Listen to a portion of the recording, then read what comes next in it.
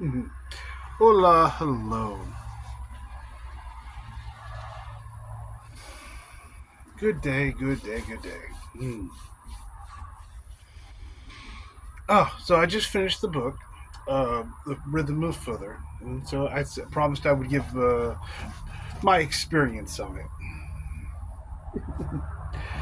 Oh, a very beautiful experience.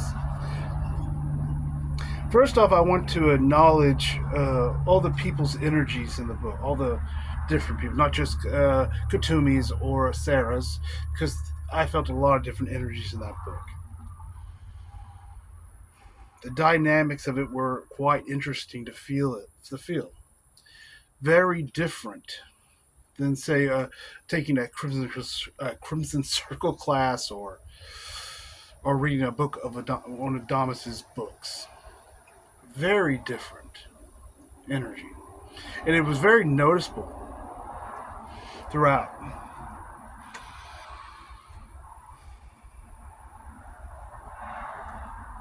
I would say it was probably the first true new energy book I've ever read. So I wanted to acknowledge all the people and the dynamics of that energy because I felt everywhere. I may not know your name or your faces, but I did feel your energies in it, and it was very stabilizing. It was very beautiful dynamic.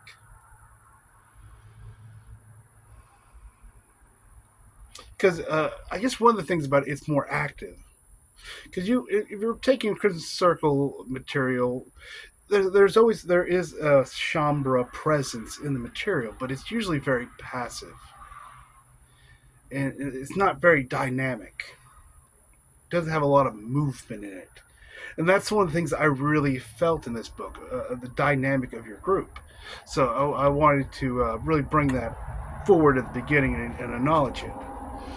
Acknowledge everybody who took part in this and all the group work and your group sessions and things because really it made a very big difference in the energy of it. Okay, so now let's get on to the book. Oh, so I guess we'll start with that one. Well, we're not going to go in any order here. We're just going to, as it comes up,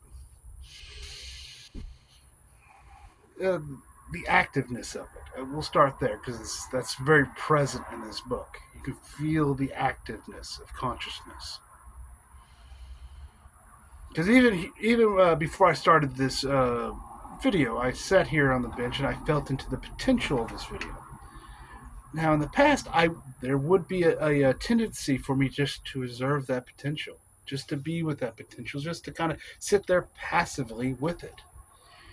And I realized, why am I not being active with it? And that's a question I had to ask myself. Why am I not being active? Why am I not putting my fingers into it and feeling it? Why am I not going diving deep into it? It's a beautiful wake up call. So I thank you for it. And also, feel free to chime in the comments if I get anything incorrect or if I say anything that is you don't believe that is accurate about the book that I represented. I do not mind being corrected as long as it's not in a mean spirited way.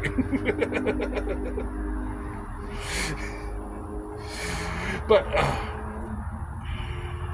because I just finished the book and I know how these things work. The energies are moving at the moment, and as I feel more into it, as I go into life, into experiences, it opens up even more. You start feeling more into it, and you start experiencing and becoming more active with the energies. And they do change, and you do have different perspectives. So this is just my perspective of it at this moment as I finish reading it. Oh, we gotta show y'all something. Here you go. This is little Pete. Hello, Peter. He's sleepy. So I have to try not to move too much. I have to remember there's a little kitten sitting on my knee. Oh, we're getting another one. Hello, Oliver. You gonna come up too? Well, next to me here, I got a bunch of shoe boxes, and the kittens love to come up here and sleep in the shoe boxes. We'll see if he if he just comes up, if he's just here to observe. Okay, so I was get back active. I had to ask myself, why am I not getting into it? When I feel into the potential, why am I not getting my hands deep? Like, I have to, the way I see it is there's a big giant bowl full of wet, gooey dough. Why am I just looking at the dough? Why am I just staring at it and hoping that these great potentials are going to come into being? But I'm not getting into it. I wasn't diving my hands, my fingers, and getting the dough all over myself. Feeling the dough. Whoa, really getting into the textures of it. Maybe it's you're afraid what you might find there. That's a very good reason.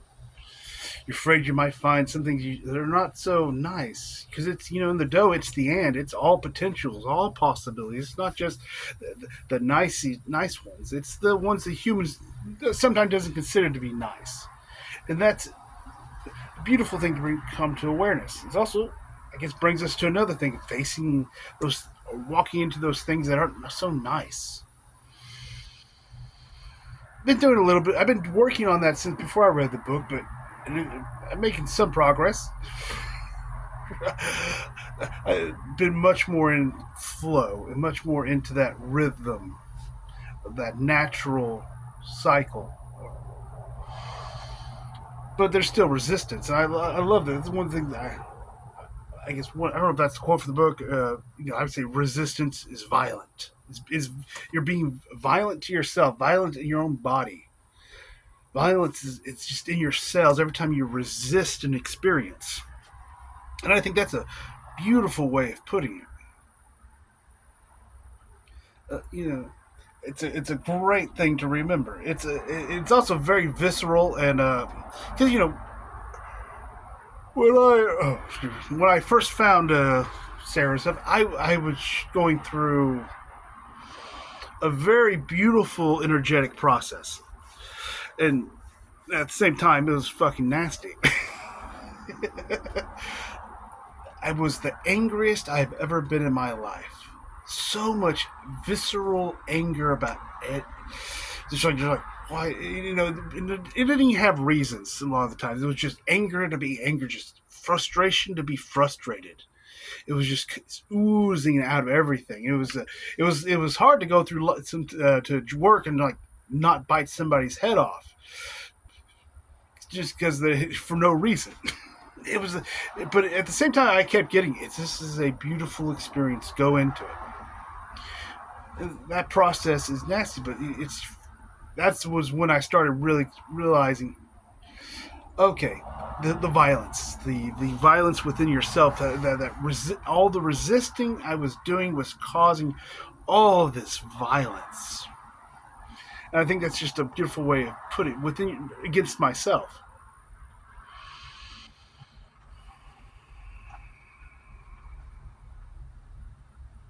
So it's a beautiful. Uh, it's part of the experience. I think it was one of the most beautiful experiences I've ever gone through. Well, looking back on, not when you're going through it at the moment, it's not so nice. But once you get through it, oh my god, just waking up and you're just irritated, or I just be sitting at home watching TV, and all of a sudden I'm just angry. I'm frustrated. The cat would come jump on me. I just want to slap the cat. Oh, sorry, I moved too much. Sorry, Peter. Maybe you want to go sleep in the shoebox. I didn't mean that. Sorry, Peter. He's like, it's all right, Daddy. I fall all the time.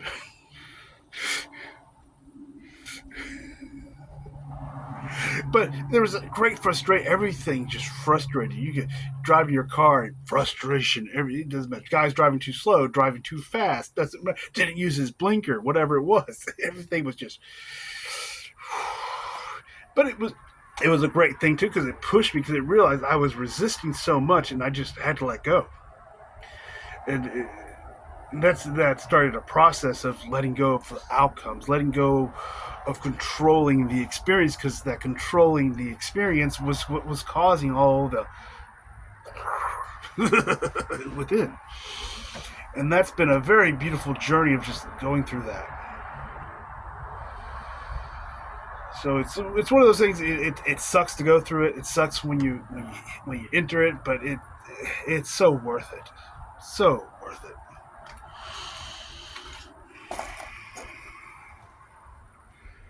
Oh.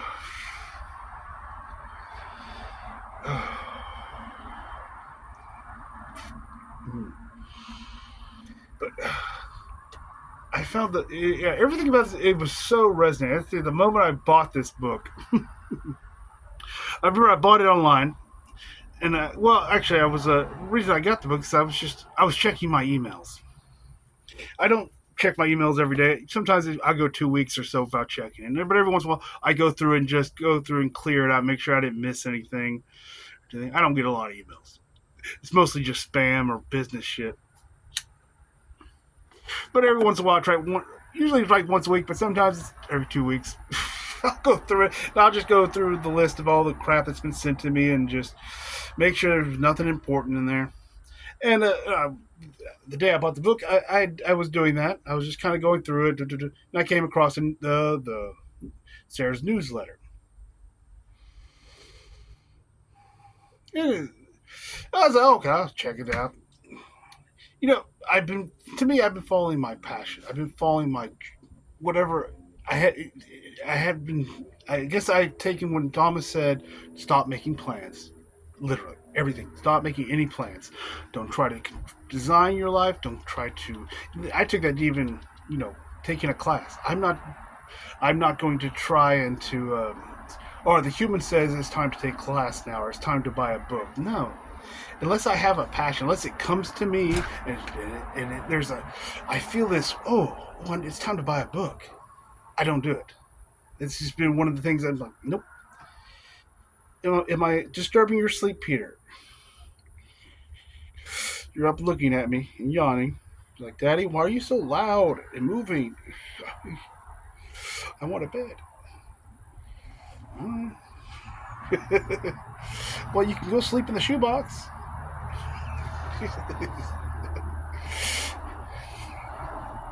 Sorry, but that's been one of the things I've just been. Unless there's a passion for it, unless there's just for some reason it comes across my path, it's there. It comes to me, and then there's like there's a spark. It's kind of hard to explain. There's just a spark. I need to get a book. I won't do it. And I saw her newsletter, and I saw the cover of the book. Yeah, I think it was in the newsletter. I don't think I even read it. I just I need to get that book. So I just clicked on the link and went and bought it. Without really thinking much about it or researching what it was about or anything like that. So I just went and bought it. It was time for to read the book. Then I purchased it, and I didn't go back and read any of my emails, which the next day, which I'll talk about in a second. So I bought the book, but then I was like, I was getting ready to I was planning to, after I checked my emails, to go make dinner. So I was like, okay, I'm going to start cooking. But as I started cooking dinner, I started coughing up so much phlegm out of nowhere. I was like, what the fuck? And I realized, oh, fuck, I bought that book. I was like, oh, fuck, it's already started. I ain't had a chance to read a word of it yet. I knew that it was going to be a good book. I was like, okay, I'm already releasing before I even start the first fucking page. I love the non-linear because I don't have to wait until I read the book to start releasing. It already knows. It already knows it's about to happen. Let's see it. Let's get it to happen. Just buying the book by the bit. Signal.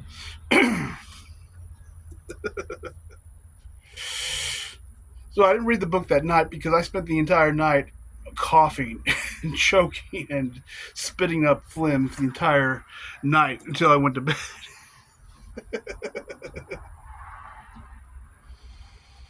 Oh, when you're spitting up phlegm to the point you feel like you're going to throw up. That was the fun. You're like, it's just coming deep out of you. All I could do is sit there and drink a bunch of water. It's like, well, I'm preparing for something here. So that was the first sign this book was going to be quite intense.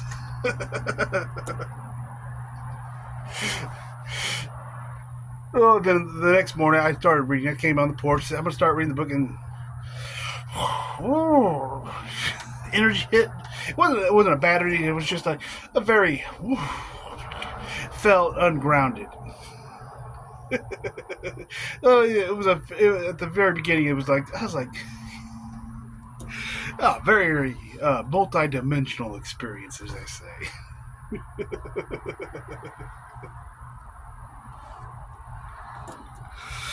Yes, Peter. Daddy's talking to the computer. It doesn't make any sense, I know. You can't just look at me like I'm crazy. Well, baby, you're crazy till you're not.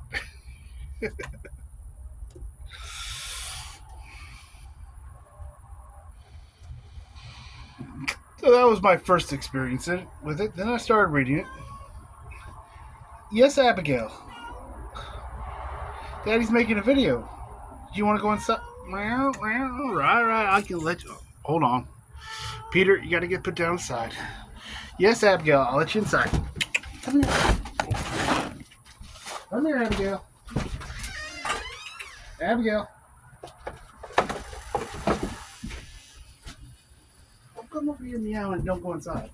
There you go. You're inside.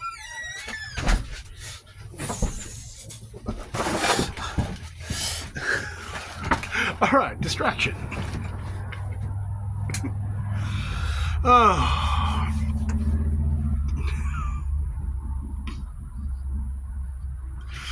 All right, we're having fun. I don't remember where I was at. I think it was I was started reading the book and getting into it, and I did a video about what happened next. Was the big Atlantis energy coming into that part of the book, and realizing that there are certain things I'm aware of it. I have taken my light to it, but I had not really, I taken my light, but I had been kind of closed off to it. I realized I hadn't really truly been open, because even if I'm just going into it and feeling it and trying to figure it out, figuring it out is still trying to fix it. And that was a good realization, a beautiful realization I had reading the book, and I'm very thankful for.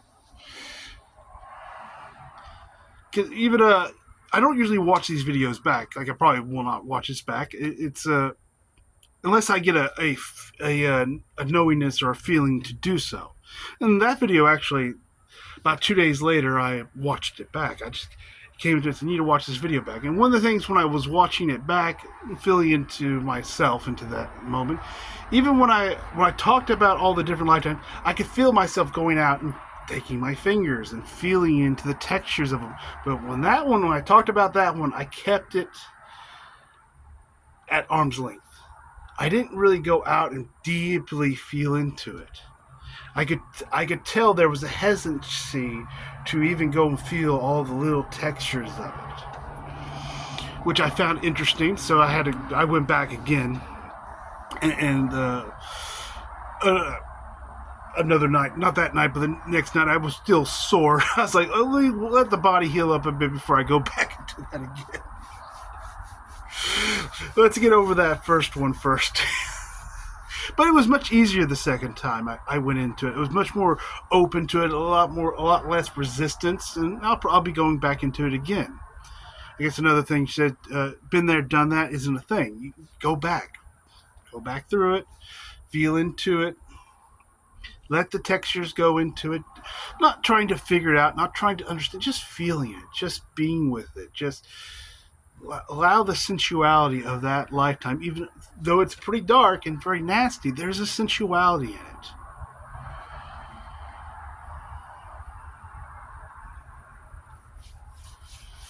So, instead of, I guess, I can never remember the 4 P's. I'm sorry. It's just, my mouth goes like that when I try to say them. Potentials, pathways, possibilities, and something. For some reason, they will not stay in my mind. I know I'm forgetting one because there's a 4th. But when you're, you know, because when you're not allowing yourself to truly feel into it, to go into it, you are blocking off parts of yourself. That's what I realize. I'm not allowing myself to feel completely into everything, and that's a beautiful thing to realize, because then you can be active and go do that. it's it's very beautiful.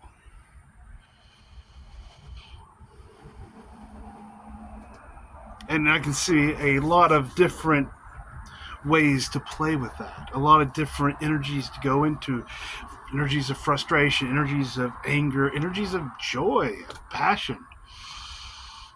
It's much easier to go because I've played with going into the textures, going into those passageways, potentials, but it's usually on things more enjoyable.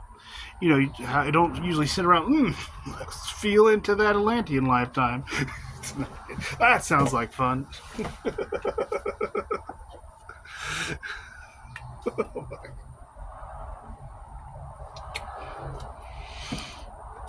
Oh, see where this video goes. I don't know. I know in Thomas World we're not supposed to. I don't know. By that I mean I have yet to realize where this is going, and I'm just going for the experience of it. Let it be what it is. Is that how I'm trying to live my life? That's what I've been. I don't want to say trying, because trying, you're not doing it. If you're trying, you're just not doing it. It's just you. I guess it always comes back to that Yoda thing: do or do not. There is no try.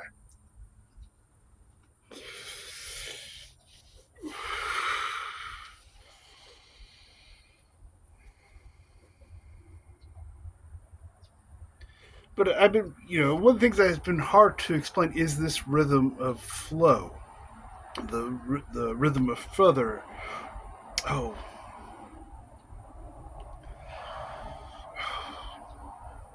there's another word I'm looking for. Or nature, not this rhythm of nature. That's what I was trying to think of.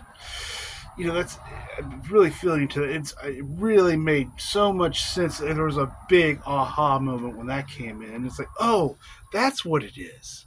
It's the rhythm of nature. Oh, how did I not see that? I've been trying to just come up with a word to describe it. Of this things, just stories, not getting caught into the stories, not having to finish a story, but allowing a story to end when it needs to. It doesn't need to have. I think the human loves like the hero's journey. That's why mostly every movie, every book follows that pattern. The human loves that hero's journey pattern, and they try to put it into everything. But why? Why do we do that? Can't we just let the story end abruptly here? At the early on in the beginning, you got what you needed from it, but we some reason think we need to feel it out. We think we need to keep going in that story until we come back around. Then we just repeat it over and over again. It's interesting letting go of stories. I don't know if I couldn't really put it into words, and I love that it helped really just like ground that energy into, oh, okay, that's what it is. That's what I've been experiencing. That's what I've been doing. I just couldn't really say it. I even tried making a video about it, and I just sit here mumbled. Everything just went blank, and I couldn't. I was like, I think I talked a little bit about it. There was a sense of ease, the sense of not having a goal anymore, not having to accomplish anything, not having to now it's like, yeah, it's not having to go through that whole story arc anymore to get to a completion, to get to the end. You just get what you need from it. Once you have that, once you've had that experience and there's what you need from it, you can let the story die, reintegrate and come back into it.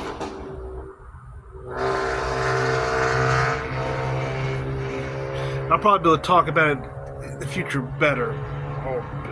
Better. more Grace. But yes, there's this because I've been feeling that the last few months. There's just been this sense of, I guess, I couldn't even use the word grace or flow. I just these to me, maybe because I had mental ideals of what flow was. What is the flow? And this just really what it was wasn't what my mental ideal of it was. And that's probably why I could never really put the word on it. I'm in the flow because to me it's like, no, the flow is this other thing, whatever. I don't know if I even had a written down definition, but there was subconsciously or unawarely I had made some kind of idea of what it was, and they didn't match, and that's why I could never really put the words together. There was always this conflict with it because my experience wasn't what my ideal was, so I was really having a hard time putting words into it, which is a very interesting thing to observe and to lovely to I get to go actively into it.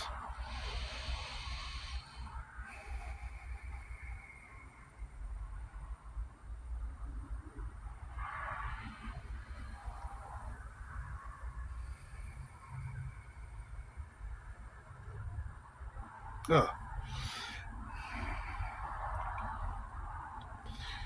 try to remember the ending of the book at the moment. I can't. The whole book has disappeared.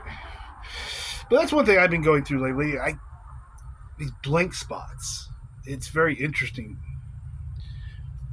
The mind just isn't there. There's no mentalness. And probably the problem I'm having with I'm keep trying to go back into the mind instead of going into the new, instead of going into the textures, instead of going into those pathways. I keep trying to go back in the mind. The mind's just like I'm not there at the moment.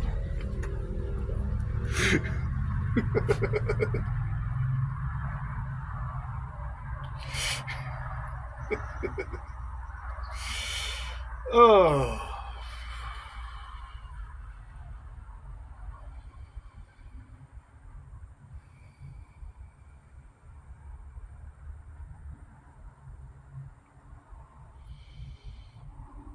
the dissolving. I think it's the part that comes up with now. The dissolving of the human, coming from that.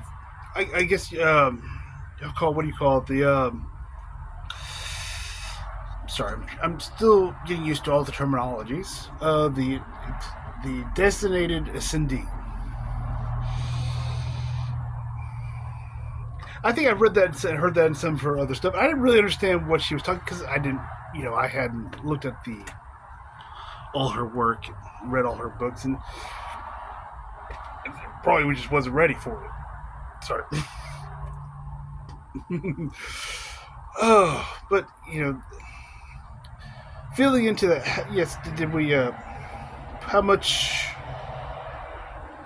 structure, or I get in the book we say it was a good thing to create this identity of the destiny because it helped ground the your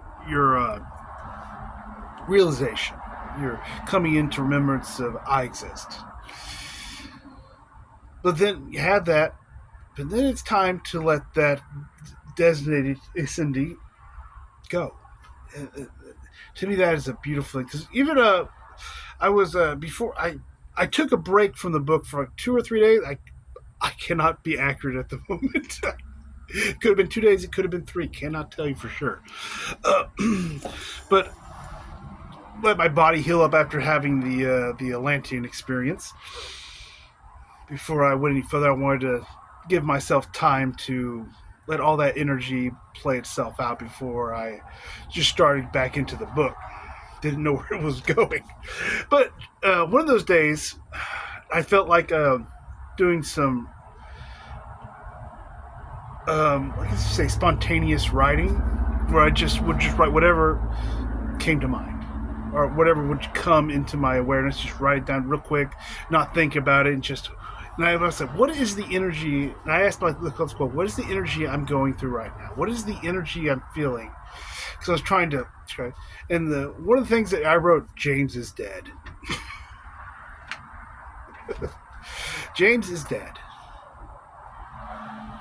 Then I also wrote, I am alive. I am consciousness. Something like that. I don't have. I actually have it in the other room. I can go get it and see what the exact words I wrote. Something of that nature. It was all kind of. It's all very choppy writing. It's all just like things like that. But he kept going. I'm dead. James is dead. Good. Actually, I think he said James is dead. Good. I am. I am alive. Something of that nature. Consciousness. But it's this allowing the human to die. And it kind of, when you write "I am dead," he's like, that's an interesting thing to write. Didn't expect that to come out. Takes you a little back there, and you feel into it. I was like, and there's a sense of kind of mourning, a sense of mourning that you feel. Then I got later into the book about we exactly went into that. I'm like, oh fuck. Oh, okay, that's what's happening. So the book was really, I found it very helpful because even that's what I found helpful about Crimson Circle. Crimson Circle,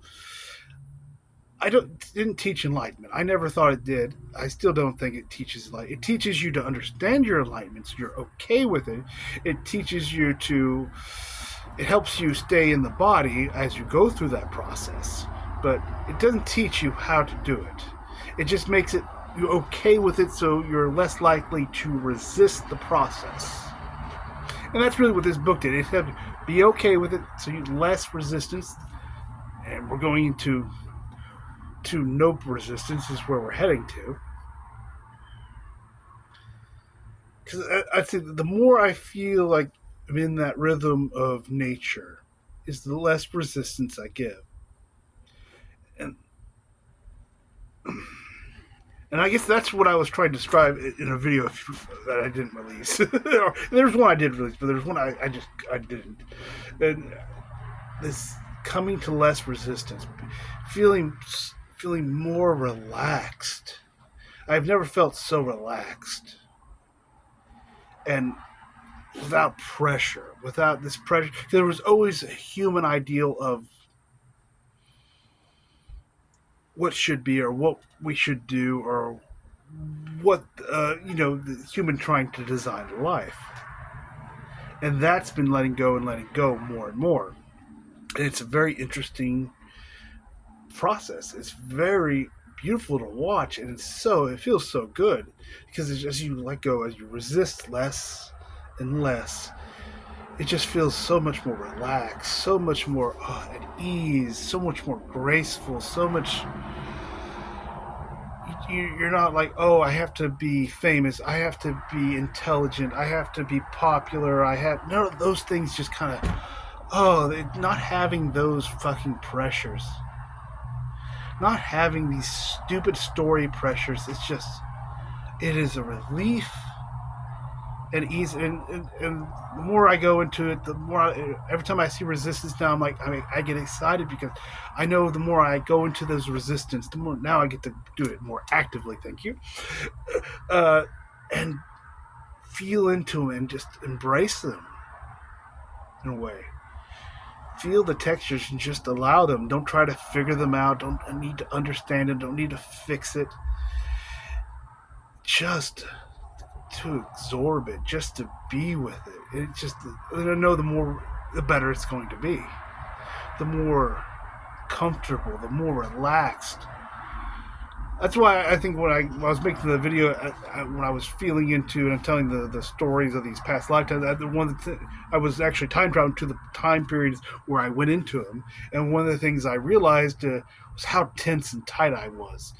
And it's so, the difference is so night and day. It's amazing. And I'm like, wow, I don't think I could ever go back to resisting. It's just like, why would I want to do that to myself? Why would I want to be that violent with myself anymore? That is the beautiful realization and the beautiful journey I can see y'all have been on. And it's my heart goes out to y'all. I guess really, to me, that's the biggest lesson in the book. Why are you being so violent to yourself? Every time you do it, it's kind of like I love it. I put it similar to the Domus's quote: "Doubt is a rapist. It steals your divinity." Why are you allowing yourself to be raped every day by doubt? Why are you allowing yourself to be go into violence into this? Why are you treating yourself with such violence by resisting? And it's like, oh, that's such a realization, such a beautiful, freeing realization. No one's done it to me. I did it all to myself. I'm done with that suffering. That's what I said. I've been the least amount of suffering I have ever been in my life. There still is some. And there's still places I need to look at, still places I need to dive into. But I'm excited to do it. It's because I know it's the end. And it's the beginning. It's just, oh,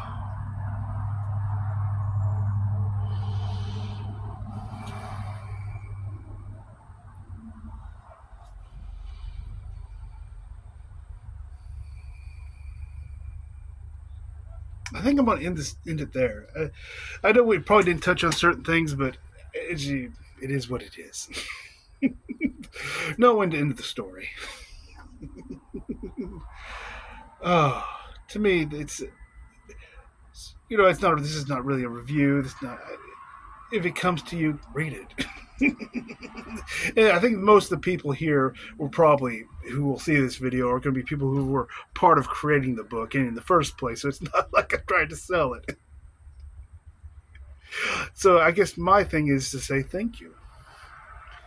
I found it very helpful. I found it very aha moments in it, and I thank you for what y'all have done. Thank you, Sarah. Thank you, Katumi, and thank you for the rest of y'all. And I love the new energy dynamics that you are creating and what you are doing, and it's very helpful and appreciated. So, namaste. Love y'all. Oh, love myself.